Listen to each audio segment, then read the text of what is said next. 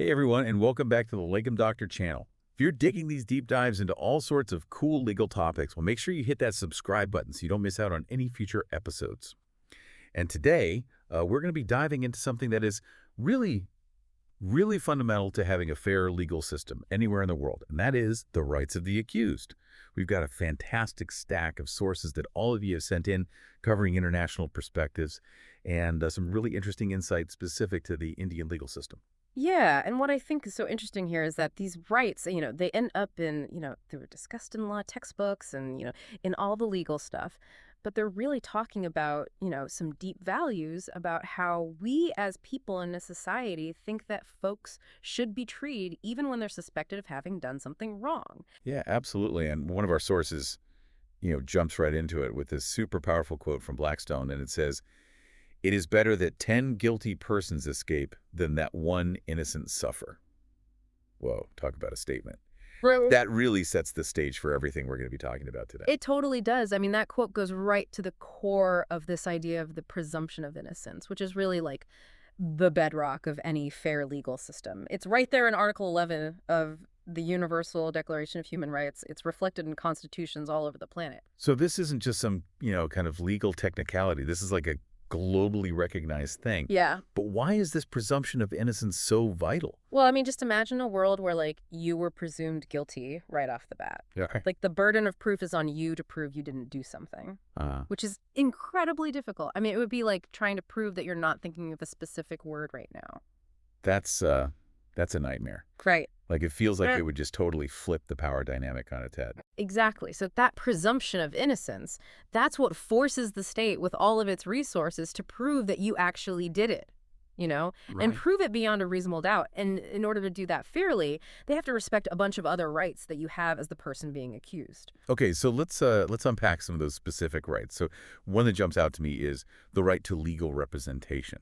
I mean, facing the full force of, the government, the state's legal system, that's got to be intimidating. Oh, it's incredibly intimidating. And that's why having a lawyer there with you every step of the way, not just at the trial, is absolutely crucial. One of the sources really emphasizes that, that lawyers can take all these actions early on that the accused person might not even know about, like filing for bail or challenging the legality of the arrest in the first place. Exactly. Your lawyer can also do things like, make sure evidence is collected properly, Mhm. make sure your rights aren't violated when you're being questioned. They can challenge the validity of evidence. They can negotiate plea bargains. They can even file motions to suppress evidence that was collected illegally. Wow, I never really realized how much goes on, before you even get to the trial. Yeah. And it's interesting to see how this right to a lawyer, how that's actually addressed in the Indian legal system specifically. For sure. Article 22 of the Indian Constitution and Section 304 of the Criminal Procedure Code, that's often called the CRPC, lay out provisions for legal representation. But even with those in place, whether everybody has equal access to justice, that's a complex question. Right. And one source even brought up concerns about whether legal aid is actually effective, in real life. Yeah. They mentioned resource constraints and just, challenges making sure that everyone, regardless of their background, gets adequate legal representation. Yeah, that's a really valid point. I mean, while legal aid exists in a lot of places, it's often stretched incredibly thin, and there's a lot of work that still needs to be done to make sure it's a level playing field for everyone going through the legal system. Okay. So we've talked about the presumption of innocence. Yeah. We've talked about the right to a lawyer. Now let's move on to another right that you often hear about in like movies and TV shows. The right to remain silent. I'm guessing there's a little more to that than just, it being a cool line. Oh, for sure. It's about protecting yourself from saying something that could be used against you, even if you're completely innocent. The pressure during questioning can be intense. People can get scared, they can get confused, and they might end up saying things that could be twisted to sound incriminating, even if they're taken out of context. That makes a lot of sense. Hmm. I mean, if you're scared or confused, you're probably not thinking straight. Exactly. And that's where Article 23 of the Indian Constitution and Section 116, one of the CRPC, come in. They're there to protect you from incriminating yourself. So you have the right to stay quiet. You don't have to answer questions that could be used against you in court. But I'm curious, like, how far does that protection go? Now, that is where things get really interesting. There are legal debates going on all the time about how broad this right really is. So, for instance, does it protect family members from being pressured to testify against you? And how does it impact, the tactics that are used during questioning or whether confessions are allowed as evidence in court? I mean, these are complicated issues. There are no easy answers. Wow, it's amazing how much depth there is to these rights that we think of as being so simple. Yeah. And speaking of layers, let's talk about fair trial rights. Hmm. This is where I feel like we get into all the really dramatic, courtroom scenes that we see in movies and TV. Oh, it's definitely captivating. And for good reason. The idea of a fair trial that's really at the heart of making sure that justice is served. It's about being transparent. It's about being impartial. And it's about giving the accused a real chance to actually defend themselves. One of the sources talked about open courtrooms and media scrutiny being super important for a fair trial. Hmm. Like, the idea is that transparency helps to keep the system honest. Absolutely. I mean, historically, when trials happen in secret, it was way easier for innocent people to be wrongly convicted. I mean, just look at like the Salem witch trials. All right. People were condemned based on like the flimsiest evidence and spectral testimony, and they didn't really have a chance to face their accusers or challenge anything. That's a scary thought. Thankfully, we've come a long way since then. But even today, making sure someone has a fair trial means upholding several key rights, Exactly, like the right to confront witnesses right? and to challenge the evidence that's presented against you. I mean, that's huge. Without that, the prosecution could just tell their side of the story, and the accused wouldn't have a chance to, poke holes in it or present their own evidence. It's like that old saying, there are two sides to every story. Right. And a fair trial means that both sides get to tell their side. Exactly. And, in the Indian legal system, there was this landmark case, Husainara Khatun v. Home Secretary, State of Bihar.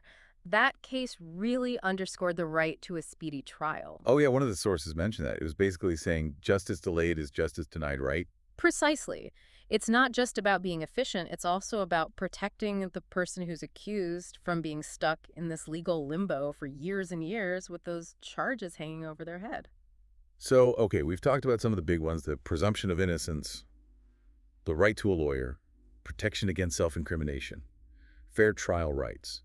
But our sources also bring up some, you know, lesser known but equally important safeguards. Oh, yeah, definitely. One that often gets overlooked is this principle of double jeopardy. Wait, so you mean like you can't be tried twice for the same crime even if like new evidence comes up? That's it. It stops the government from just keep hounding someone over and over again, hoping to get a conviction, the second or third time around. It's kind of like you had your shot now, move on. Right. Exactly. And then there's this protection against ex post facto laws. Sounds a little intimidating, but it's actually a pretty simple idea. Okay, break it down for me. Basically, it means you can't be punished for something that wasn't a crime when you did it. Like, imagine you post a funny meme online today, and then next year they pass a law that makes that specific meme illegal. Oh, Could they come after you for that? I hope not. That doesn't seem fair. Right. Well, you're safe. That's thanks to the protection against ex post facto laws. The law has to be in place before you do the thing for it to be a crime. It's about making sure things are predictable and people know what's actually considered criminal. Yeah, no retroactive rule changes. And while we're on the topic of rules, the sources also highlight the right to humane treatment, Hmm. even after someone's been convicted and sent to prison. Yeah, this is super important. Even if someone is found guilty of a crime, they don't lose all their basic human rights. One source specifically mentioned Article 21 of the Indian Constitution and the D.K. Basu v. State of West Bengal case. That one set some pretty important guidelines to help prevent torture while someone's in custody. Yeah, the DK Basu case, it led to some really important safeguards like mandatory medical examinations for anyone who's detained, video recording of interrogations. All of that is meant to help prevent abuse and make sure people are treated humanely. But, the question is, are these safeguards always followed in practice? One source was a little skeptical. They pointed out that problems like overcrowding in prisons, lack of resources, sometimes even corruption, can lead to, a gap between what should be happening and what's actually happening. That's a good point. If you want to uphold the rights of the accused even after they've been convicted, it takes constant vigilance and a real commitment to reforming the prison system. It's about making sure that the punishment fits the crime and that people's basic dignity is preserved, from start to finish. Okay, so we have covered a ton of ground here. From the very basics, like the presumption of innocence, to the finer points of fair trial rights, and even the challenges of making sure someone is treated humanely, even behind bars. So, like, what's the big takeaway for our listeners? Why should someone care about all of this, even if they, never find themselves accused of anything? I mean, it's like these rights aren't just there to protect individuals. They're about protecting all of us, as a society. Yeah, it's a great point. I mean, if the system could just, turn on anyone at any moment without any safeguards in place, well, then none of us are really free, are we? Right. So these rights, they act as a check on the power of the state. They make sure that everyone is treated fairly under the law. It's about upholding those really fundamental values, fairness, justice, human dignity. Yeah, one source even said that just knowing about these rights can help people stand up for themselves or for others, Yeah. if they ever have to deal with the legal system. It's like knowledge is power, especially when you're dealing with something as complicated as the law. Absolutely. Understanding your rights and how the system actually works, that can make a huge difference in how you navigate it. And it can also help you recognize when those rights are being violated, whether it's happening to you or to someone else. So, okay, our listener right now is like armed with all this info about the rights of the accused. They're ready to, wow everyone at their next dinner party. Right. But Yeah. but I want to leave them with something a little more thought-provoking. So all of our sources, they really focused on the legal side of things. But what about the human side of all this? Like, what happens to someone after they've gone through the criminal justice system, even if they weren't found guilty? That's such an important question. Even if someone is acquitted, the fact that they were accused of a crime can have a lasting impact on their life. They might face stigma in your community.